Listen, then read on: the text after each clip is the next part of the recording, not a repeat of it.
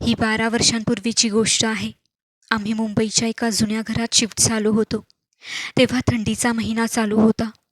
त्या घरात शिफ्ट होऊन आम्हाला 4च दिवस झाले होते. आम्ही त्या घरात डिसेंबर महिन्यात आलो होतो. आम्हाला तरी 3 दिवस लागले त्या घरात सामान लावायला. आम्ही सगळे होतो, म्हणजे माझे आई-वडील, माझे 2 भाऊ आणि मी. माझं नाव सोनम आणि आज तुमच्यासोबत त्या घराची एक भयानक गोष्ट सांगणार आहे. तो डिसेंबरचा महिना होता, त्यामुळे खूपच थंडी होती. ते जे घर होतं ते खूप मोठं होतं. आम्ही 2 रूम सेट केले होते झोपण्यासाठी. एका रूममध्ये मी, आई, पप्पा आणि माझा भाऊ आम्ही झोपायचो आणि दुसऱ्या रूममध्ये माझा मोठा भाऊ झोपायचा. त्याचं लेट नाईट कॉम्प्युटरवर काम चालू असायचं, म्हणून त्याला सेपरेट रूम दिली होती. एका रात्रीची गोष्ट आहे. जवळजवळ 1:30 वाजले होते. मला जाग आली, कारण मला बाथरूमला जायचं होतं. मी उठली तेव्हा सगळे झोपले होते.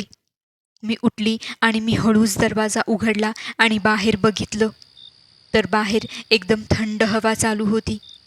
सगळीकडे अंधार पसरला होता. थंडी खूप असल्यामुळे मी चादर गुंडाळून पटापट चालत बाथरूमच्या दिशेने जात होती. तेव्हा मला एका क्षणाला वाटलं की बाथरूममध्ये पाणी चालू आहे. मला पाण्याचा आवाज ऐकू येत होता, पण लाईट्स तर बंद होते. मग आतून आवाज का येतोय? मी दरवाजा ठोठावला. तसा दरवाजा उघडला गेला. मी लाईट्स चालू करून बघितलं, पण आत कोणीच नव्हतं आणि पाणीसुद्धा वाहत नव्हतं. पाण्याचा नळ तर बंदच होता. मग तो आवाज कसला आला?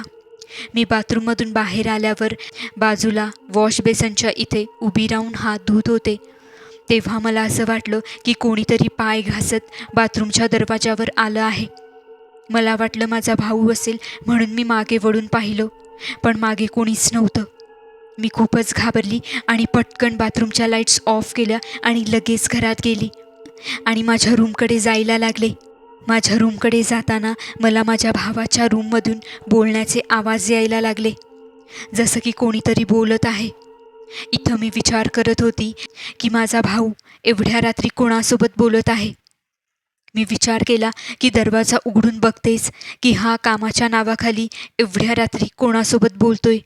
म्हणून मी दरवाजा उघडून बघितला, तर सोहम तर बेडवर गाढ झोपेत होता आणि त्याचा मोबाईल बाजूच्या टेबलवर होता. मी खूपच घाबरली. मला अक्षरशः घाम फुटत होता की हे काय चालू आहे. मला असे भास का होत आहेत की मी झोपेत आहे. मला बोलण्याचे आवाज तर स्पष्टपणे ऐकू आले होते. विचार करत करतच मी माझ्या रूममध्ये जाऊन आडवी पडली आणि त्या विचारातच मी झोपून गेली.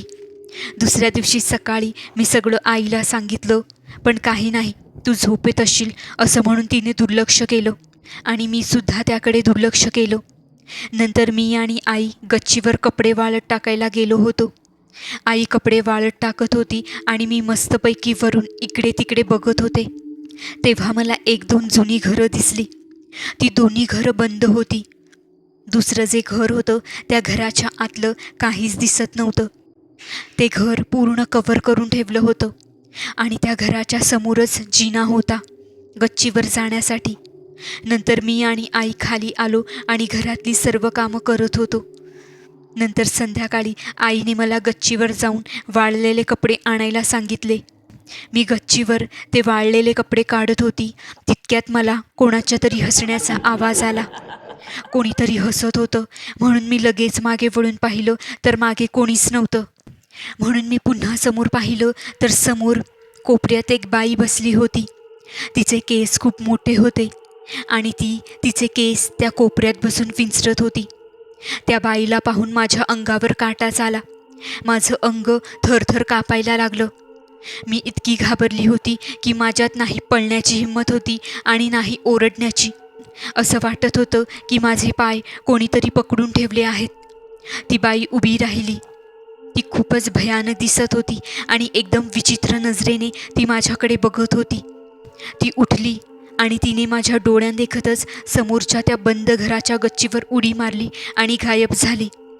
ती जाताच माझे पाय जे जड झाले होते ते हलके झाले आणि मी आरडाओरडा करत खाली गेली.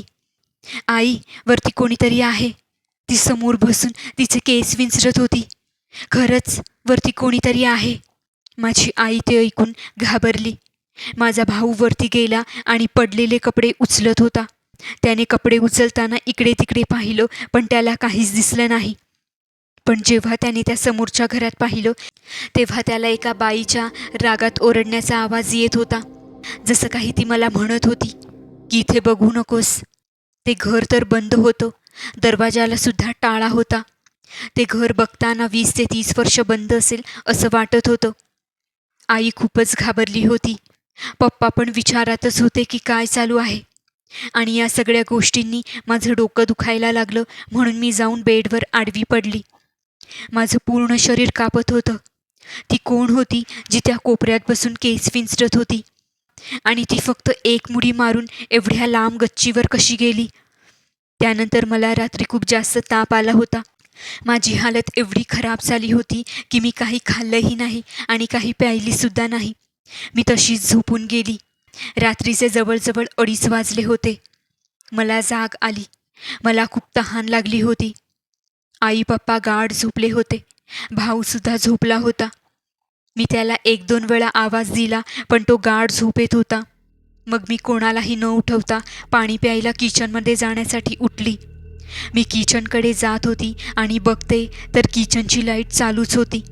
मी थोडी पुढे गेली तर एक बाई किचनमध्ये उभी राहून जेवण बनवत होती. तिचे केस एवढे मोठे होते की पूर्ण जमिनीवर लोळत होते. मी उभी राहून फक्त बघत होते. तिने तिची मान घरकन फिरवली आणि माझ्याकडे बघू लागली. तिचे डोळे एकदम पांढरे फटक होते. मी तिला एकदम जवळून पाहिलं होतं. माझ्या गळ्यातून एक मोठी किंचाळी निघाली आणि मी तिथेच बेशुद्ध पडली. माझ्या आवाजाने घरातले सगळे जागे झाले. थोड्या वेळाने मला जाग आली तेव्हा मी सगळ्यांना सांगितलं की मला किचनमध्ये एक बाई दिसली. त्यावर आई रडायला लागली की तुला हे सगळं सारखं सारखं का दिसतंय? काय आहे या घरात? मी पुन्हा बेशुद्ध झाली. मला सकाळी 11 वाजता जाग आली आणि मला रात्रीचं सगळं आठवलं. मी आईला सांगितलं की इथे ती बाई उभी होती. आई म्हणाली, माहीत आहे मला, इथे कोणाच्या तरी पायाचे निशाण होते आणि इथे कोणाचे तरी केस होते, जसे काय स्वतःचे केस उपटून फेकले आहेत. ते सगळे केस मी झाडू काढून बाहेर फेकून दिले. माहीत नाही या घरात काय आहे. माझा भाऊ जो एकटाच त्याच्या रूममध्ये झोपायचा, तोही सांगू लागला की जेव्हा पण मी कॉम्प्युटरवर काम करत असतो तेव्हा मला असं वाटतं की माझ्या रूमचा दरवाजा उघडला जातो आणि आत कोणीतरी येतं आणि येऊन माझ्या पाठीमागे उभं राहतं. 1-2 वेळा मला वाटलं की आई तू असशील, म्हणून मागे वळून पाहिलं तर कोणीच नसायचं, पण दरवाजा थोडा उघडा असायचा. मग मला असं वाटायचं की सोनम असेल, येऊन माझ्या पाठी उभी राहत असेल. तिला अशी मस्ती करायची सवय आहे. पण तीसुद्धा नसायची. मी येऊन बघायचो तर ती झोपलेली असायची, नाहीतर काही काम करत असायची. मला 2-3 वेळा खूप विचित्र भाससुद्धा झालेत. काल रात्री माहीत आहे काय झालं? मी कॉम्प्युटरवर काम करत होतो. परत तसाच दरवाजा उघडला. मला कोणाच्या तरी चालण्याचा भास झाला, म्हणून मी वळून पाहिलं तर कोणीच नव्हतं. मी घाबरलो की दरवाजा कसा उघडला, कारण मी तर स्वतः बंद केलेला. मी जेव्हा दरवाजा बंद करत होतो तेव्हा मी एका बाईला जिना चढून वरती जाताना पाहिलं. त्या बाईने काळ्या रंगाची साडी नेसली होती आणि तिच्या पूर्ण अंगाला राख होती. ती बाई खूपच भयानक दिसत होती. मी तिला बघून खूपच घाबरलो. मला वाटतंय या घरात नक्कीच काहीतरी विचित्र आहे. त्याच्या दुसऱ्या दिवशी माझे पप्पा एका बाबाला घेऊन आले. त्याचं असं म्हणणं होतं की समोरचं घर बाधित आहे. त्या घरात एका बाईचं भूत राहतं आणि ते घर गेल्या 50 वर्षांपासून बंद आहे. ह्या तुमच्या घरात आधी एक परिवार राहायचा. त्यांना 2 मुली होत्या. त्या दोन्ही मुलींवर त्या बाईचा आत्मा हावी झाला होता. त्यानंतर ते लोक हे घर सोडून निघून गेले, पण कुठे गेले हे कोणालाच माहीत नाही. त्यानंतर या तुमच्या घरात कोणीच आलं नाही. त्या समोरच्या घरामुळे हे घरसुद्धा बाधित झालंय. या घरातसुद्धा तिचं येणं जाणं आहे. ज्या घरात ती जाते त्या घरातल्या मुलींवर ती हावी होते. आता ती तुमच्या मुलीच्या मागे आहे. तिने सोनमला बघितलं आहे. ती जवान मुलींनाच तिचा शिकार बनवते. जर तुम्ही हे घर सोडलंत तर बरं होईल, नाहीतर तुमच्या मुलीचं काही खरं नाही. पण पप्पा म्हणाले, असं अचानक कसं घर सोडणार? दुसरं घरसुद्धा मिळायला हवं. तेव्हा ते बाबा म्हणाले की मी धागा मंत्रून देतो. तो धागा फक्त 21 दिवसच काम करेल. 21 दिवसामध्ये तुम्ही हे घर सोडा. 21 दिवसानंतर ती सोनमवर हावी होणार, तिच्या शरीरात प्रवेश करणार. मी तो धागा गळ्यात बांधला आणि मला बरं वाटू लागलं, जसं काही मला एकदम हलकं वाटू लागलं. त्यानंतरही ती बाई मला खूप वेळा दिसली. ती माझ्या मागेच यायची. मला भास तर व्हायचेच जसं काही गच्चीवर कोणीतरी उड्या मारतंय, कोणीतरी रडतंय. त्यानंतर एकदा पप्पांनासुद्धा ती बाई दिसली. पप्पा म्हणाले की मी जिन्याच्या इथे एका बाईला वाकून बघताना पाहिलं. तिचा चेहरा जळालेला होता. मी देवाचं नाव मोठ्याने घेतलं तशी ती गायब झाली. नंतर शेवटी जेव्हा तिने माझ्या भावावर हल्ला केला तेव्हा आम्ही ते घर सोडून दिलं. तो त्या रूममध्ये एकटा झोपला होता. मध्यरात्रीचा प्रहर चालू होता. आम्ही चौघं आमच्या रूममध्ये झोपलो होतो. तेव्हा अचानक माझ्या भावाचा ओरडण्याचा, किंचाळण्याचा आवाज आला. त्याचा आवाज ऐकून जेव्हा आम्ही त्याच्या रूममध्ये गेलो तेव्हा तो अर्धा बेडवर आणि अर्धा जमिनीवर होता. कसंबसं आम्ही त्याला वाचवलं. त्याची हालत खूपच खराब झाली होती. तो म्हणाला की माझ्या बेडवर माझ्या मागून येऊन एक बाई झोपली होती, आडवी पडली होती. ती खूपच भयानक होती. तिचे हात भारी भरकम होते. ती माझा हात पकडून मला खेचत होती. ती मला खेचून कुठे फरफटत नेत होती मला माहीत नाही. तितक्यात तुम्ही आलात. आता मला इथे नाही राहायचंय. त्यानंतर आम्ही ते घर सोडलं.